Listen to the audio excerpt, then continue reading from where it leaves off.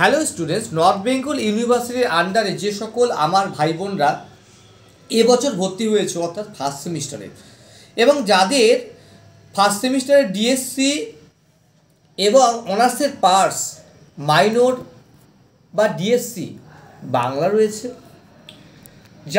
যারা ফিফথ সেমিস্টারে পড়ছো অর্থাৎ জি বাংলা রয়েছে, যারা ব্যাক পেয়েছো ফার্স্ট সেমিস্টার এবং থার্ড সেমিস্টারে জি বাংলা রয়েছে, আজকের ভিডিও তার জন্য প্রত্যেককে দেখবে। এবং পাশাপাশি প্রত্যেককে বলবো যে যেহেতু জি সাবজেক্টের পার্ট দুটো আছে, একটা হলো ব্যাকরণের পার্ট, একটা হচ্ছে ফিফথ সেমিস্টারের ক্ষেত্রে তোমার বলছি, একটা হলো ব্যাকরণের পার্ট এবং একটা হচ্ছে নর্মালিভাবে সাহিত্যের পার্ট রয়েছে ফিফথ সেমিস্টারের ক্ষেত্রে। এবং যারা ফার্স্ট সেমিস্টার এবং ফার্স্ট সেমিস্টারে ফার্স্ট সেমিস্টারে ডিএসসি এবং মাইনর বাংলা রয়েছে, তাদের শুধুমাত্র সাহিত্যের পার্ট রয়েছে। সাহিত্যের পার্টটা আগে বলছি। যারা ফার্স্ট সেমিস্টারে শুধুমাত্র ডিএসসি বা মাইনর বাংলা রয়েছে, তারা কিন্তু প্রত্যেকে কিন্তু সেকেন্ড পার্টটা যেটা বলবো আমি, সেই পার্টটা তোমাদেরকে দেখবে না, অর্থাৎ ব্যাকরণ পার্টটা তোমরা দেখবে না। এই বিষয়টা মাথায় রাখবে। তোমরা প্রত্যেকে জানো আমাদের কমন কিন্তু 100%, এবং প্রত্যেকে যদি এই নোটগুলো পেতে চাও অবশ্যই 9749941990 অথবা 7797308455 এই নাম্বার তোমরা যোগাযোগ করতে পারো। তো আমি প্রথমেই তোমাদের সাহিত্যের পার্ট বলছি, অর্থাৎ ফার্স্ট সেমিস্টারের ক্ষেত্রে বলছি এবং ফিফথ সেমিস্টারে জির প্রথম পার্টের ক্ষেত্রে বলছি। পরীক্ষার ক্ষেত্রে 100% কমন হিসেবে যদি বলতে চাই, তাহলে অবশ্যইভাবে বাংলা গদ্যের বিকাশে ঈশ্বরচন্দ্র বিদ্যাসাগর বা ঈশ্বরচন্দ্র বন্দ্যোপাধ্যায় অথবা রাজা রামমোহন রায়ের অবদান আলোচনা করো। পরীক্ষায় অবশ্যই কিন্তু ফার্স্ট সেমিস্টার ডিএসসি অথবা মাইনর অথবা যত তোমার জি রয়েছে সবার ক্ষেত্রে কিন্তু এটা কিন্তু অবশ্যই কিন্তু কমন রয়েছে। 6 নাম্বার হিসাবে অবশ্যই কমন পড়বে। পরের প্রশ্ন, শরৎচন্দ্র চট্টোপাধ্যায় অথবা বিভূতিভূষণ বন্দ্যোপাধ্যায়ের অবদান সম্পর্কে আলোচনা করো। শরৎচন্দ্র চট্টোপাধ্যায় অথবা বিভূতিভূষণ বন্দ্যোপাধ্যায়ের বিভিন্ন যে উপন্যাসগুলো রয়েছে সেগুলি সম্পর্কে আলোচনা করো। অবশ্যই পরীক্ষা কিন্তু 12 নম্বর কিন্তু অত্যন্ত কমন রয়েছে। এক্ষেত্রে অবশ্যই ফিফথ সেমিস্টারের ছাত্র বা জি যারা রয়েছে তাদের প্রত্যেকে বলবো পথের পাঁচালী এবং পথের দাবি যে রয়েছে টিকা হিসাবে যে উপন্যাসের ভাগ, সেই পার্টটা কিন্তু অবশ্যই জানতে হবে। ফার্স্ট সেমিস্টার না জানলেও চলবে, যারা রেগুলার আছো না জানলেও চলবে। পরের প্রশ্ন হিসাবে নাট্যকার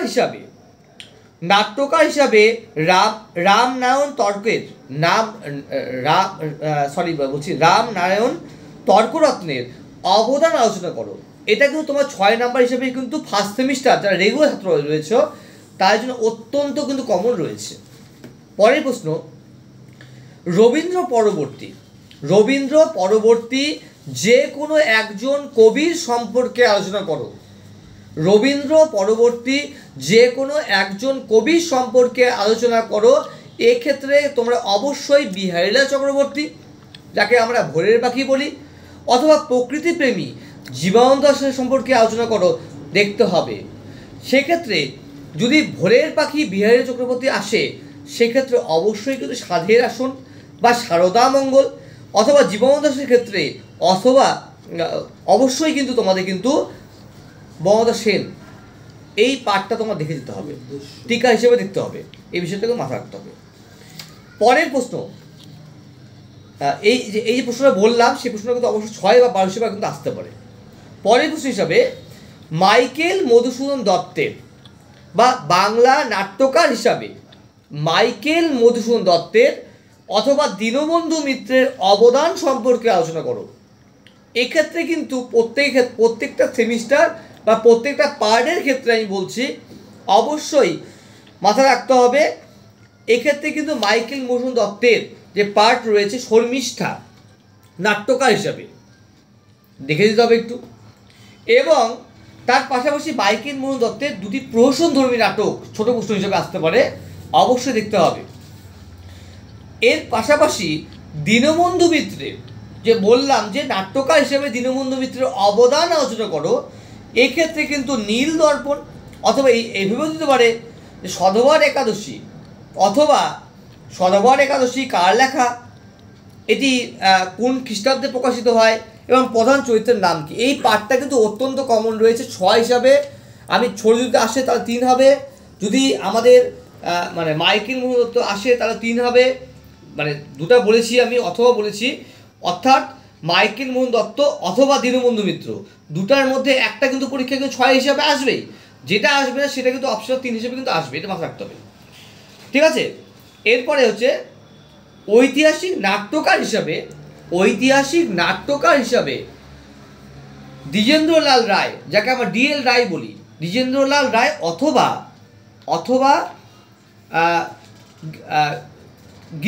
পৌরাণিক নাট্যকার হিসাবে অবশ্যই কিন্তু গিরিশচন্দ্র ঘোষের অবদান আলোচনা করো। পরীক্ষা 6 নম্বর কিন্তু অত্যন্ত কমন প্রত্যেকটা সেমিস্টারের ক্ষেত্রে, যেটা বলছিলাম আমি। ঠিক আছে, এছাড়াও বাংলা কাব্য ধারায় রবীন্দ্রনাথ ঠাকুরের অবদান আলোচনা করো। এক্ষেত্রে ফার্স্ট সেমিস্টার যারা রেগুলার ছাত্র যারা রয়েছে, যারা তোমার ব্যাক পাওনি, সেখানে সোনারতরী এবং মানসিক পর্বটা ভালো করে দেখে যাবে। এবং যারা G subject third semester, first semester এবং ফিফথ সেমিস্টার, পুরো পার্টটা তোমার দেখে দিতে হবে। ঠিক আছে, এটা কিন্তু 12 নম্বর হিসেবে কিন্তু অত্যন্ত কমন রয়েছে। আচ্ছা, পরের প্রশ্ন হিসাবে বলছি ফোর্ট উইলিয়াম কলেজ, প্রত্যেক সেমিস্টারের ক্ষেত্রে কিন্তু এটা বলছি।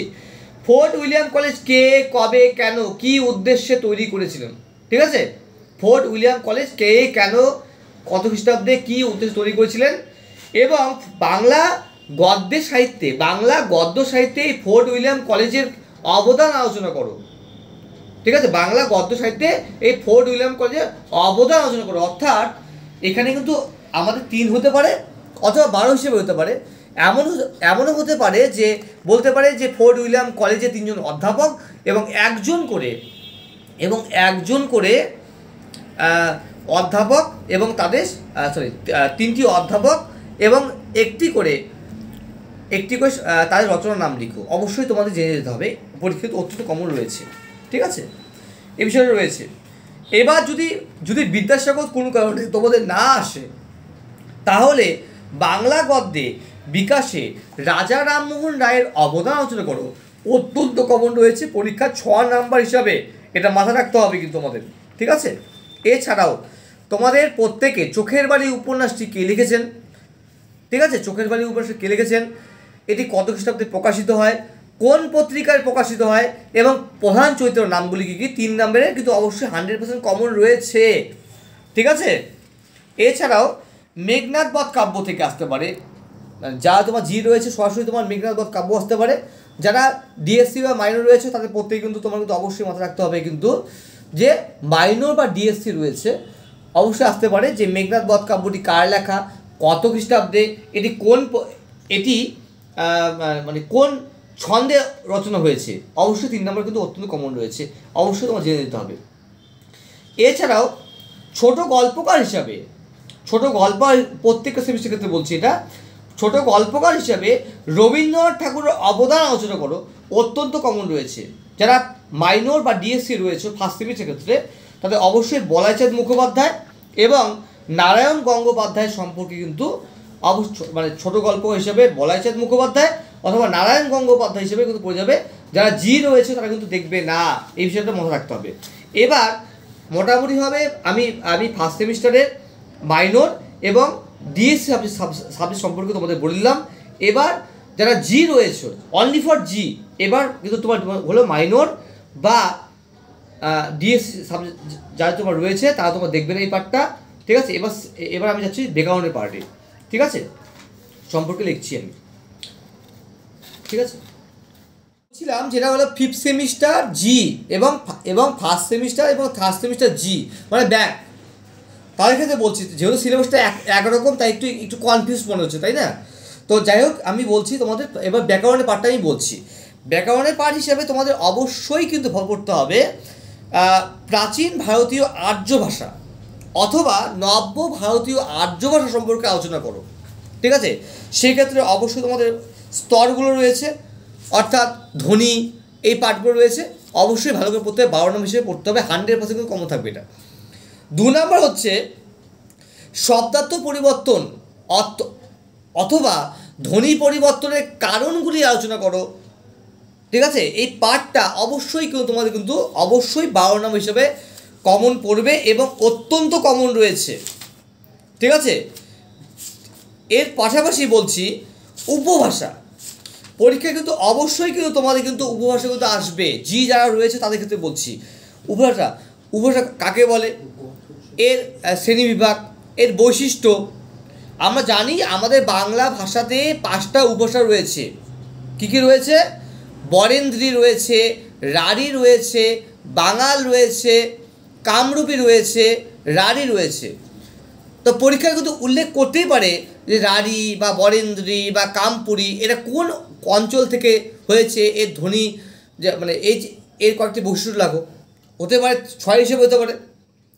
পরীক্ষা কিন্তু অবশ্যই কিন্তু পরীক্ষা কিন্তু কমন পড়বে। এছাড়াও তোমার 3 নাম্বার যে প্রশ্নগুলো থাকবে ছাত্রদের ক্ষেত্রে তোমার বলছি, সেটা হচ্ছে সমাক্ষর লোপ টিকা, অত্যন্ত কমন রয়েছে। সমাক্ষর লোপ টিকা, অপি নিহিতি টিকা, অত্যন্ত কমন রয়েছে। সমীভবন অত্যন্ত কমন রয়েছে, টিকা আর কি অত্যন্ত কমন রয়েছে। পরের প্রশ্ন বলছি, আমি একটু দেখে বলে দিচ্ছি। জোর কল শব্দ অত্যন্ত কমন রয়েছে, জোর কল শব্দ অত্যন্ত কমন রয়েছে তোমাদের টিকা হিসাবে। মিশ্রণ অত্যন্ত কমন, মিশ্রণ শব্দ এবং বিমিশ্রণ শব্দ অত্যন্ত টিকা হিসেবে কমন রয়েছে। এরপরে হচ্ছে তৎসম শব্দ এবং অভিশ্রুতি শব্দ, তৎসম শব্দ এবং অর্ধ তৎসম শব্দ, এছাড়াও অভিশ্রুতি শব্দ, এই পাঠটা কমন রয়েছে। বাস এগুলো, এই যে পাঠগুলো বললাম এগুলো তোমার 3 নম্বরে, বাস এর বাইরে তোমার 1 নম্বর পড়তে হবে না। যারা ব্যাকরণের পাঠ পড়বে, ছাত্ররা রয়েছে, তারা যদি মনে করো তোমাদের হলো 2টা পার্ট রয়েছে, সাহিত্যের পাঠ এবং ব্যাকরণের পাঠ। তোমাদের মনে করো যে আমি ব্যাকরণের পাঠটা একটু কম পড়বো, তারা করতে পারো, অসুবিধা নেই। তাহলে সাহিত্যের পাঠটা কিন্তু অবশ্যই ভালো করে পড়বে। ঠিক আছে, ভালো লাগলে চ্যানেলটিকে অবশ্যই সাবস্ক্রাইব করবে। আমাদের, তোমরা প্রত্যেকে জানো আমাদের প্রচণ্ড পরিমাণে কমন পড়ে। ঠিক আছে, তো অবশ্যই আমার সঙ্গে থাকো এবং আমরা প্রত্যেকটা সাবজেক্ট তোমাদের অবশ্যই দেবো। ঠিক আছে, ধন্যবাদ।